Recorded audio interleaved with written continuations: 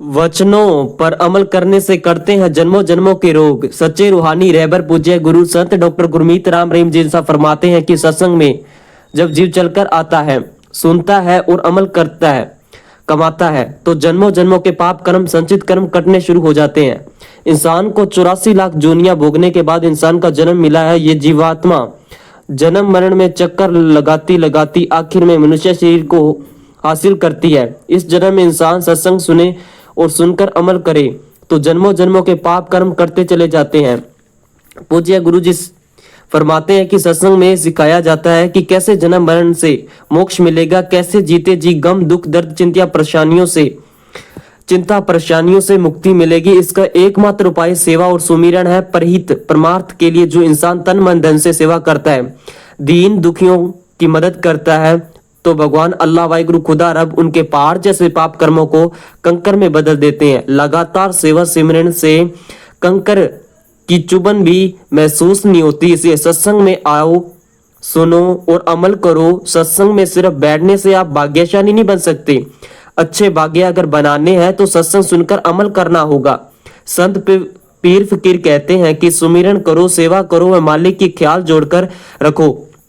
पूज्य गुरु जी फरमाया कि अहंकार को मिटाकर रखो। जब तक अहंकार खुद ही नहीं मिटेगी तब तक मालिक की प्राप्ति संभव नहीं है। इसलिए लगातार प्रभु के नाम का सुमिरन करें, दीन दुखियों की मदद करें, फालतू की बहसबाजी लड़ाई झगड़ों में मत पड़ो, शांत चित्त रहो। पूज्य गुरु जी आगे फरमाया कि शांत चित्त हर कोई रहना चाहता है, पर जब तक आत्मविश्वास नहीं होगा तो शांत चित्त नहीं रह जा सकता।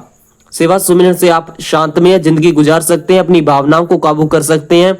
इसलिए मालिक का नाम जपते हुए, मालिक की भक्ति इबादत करते हुए सेवा में ध्यान लगाकर रखें।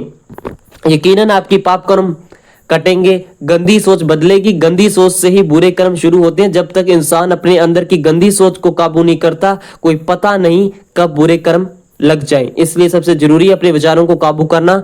सत्संग में कहा जाता है कि आप ईश्वर के नाम का जाप करो, चलते बैठकर लेटकर काम धंधा करते हुए जैसे सुमिरन करते जाओगे, जैसे जैसे भक्ति करते हैं जाएंगे, वैसे वैसे विचार काबू में आते जाएंगे और मालिक की कृपा दृष्टि के काबिल बनते चले जाएंगे। पूज्य गुरु जी फरमाते हैं मालिक की भक्ति इंसान को देते ही देती है, लेती कुछ भी नहीं है, सब कुछ देती है, परमानंद लज्जत खुशियां। इसलिए सेवा सुमिरन में ध्यान लगाओ, मालिक का नाम जपो, मालिक से मालिक को मांगो और अपने अंदर जितनी भी बुराइयां सुमिरन के सारे उन्हें छोड़ते चले जाओ। जब भी बुरे विचार हावी हो, सुमिरन करे, पानी पीकर नारा लगाओ, फिर सुमिरन कर लो। यकीनन उन बुरे विचारों से छुटकारा मिल जाएगा। अगर बुरे विचार आ भी जाते हैं तो उन पर अमल ना करो तो भी पाप कर्म से आप बच जाएंगे और सुमिरन से उस बुरी सोच का भी नाश हो जाएगा।